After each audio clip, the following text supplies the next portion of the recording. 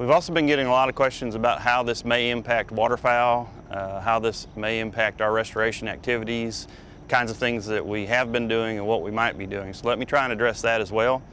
In terms of how this may impact waterfowl this winter, there are two or three ways that we're concerned about.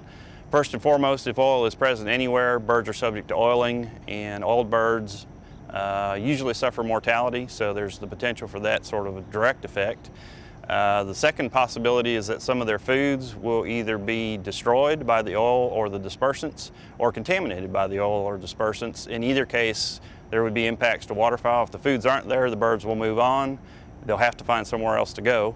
If the oil contaminates their food sources and they ingest it, then they'll be subject to some toxicological effects that are not necessarily very good for the birds, often lethal, maybe reproductive effects, those sorts of things.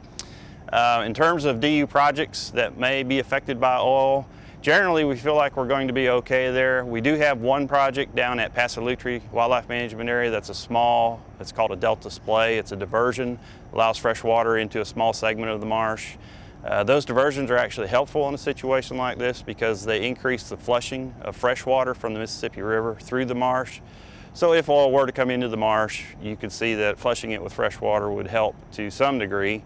It would dilute the impacts of the oil. In the larger sense, we've been working in coastal Louisiana for close to 25 years now. We're at the end of this month of May or June here, we will complete our 100,000th acre in coastal Louisiana of coastal restoration work. Our efforts here are large scale and focused at systems level restoration, particularly in southeast Louisiana. We've been working on that, as I said, for a long time, and this oil spill is another blow to a pretty highly threatened system of wetlands, but we're prepared to continue to do what we've always been doing, which is restore wetland processes and restore wetlands on behalf of waterfowl and waterfowl hunters. So we're in this for the long term. We'll be here to fight not only the effects of the spill, but the effects of the ongoing long-term wetland loss in the region. It's a place where we lose about 16,000 to 20,000 acres a year of coastal wetlands right in Louisiana before the spill.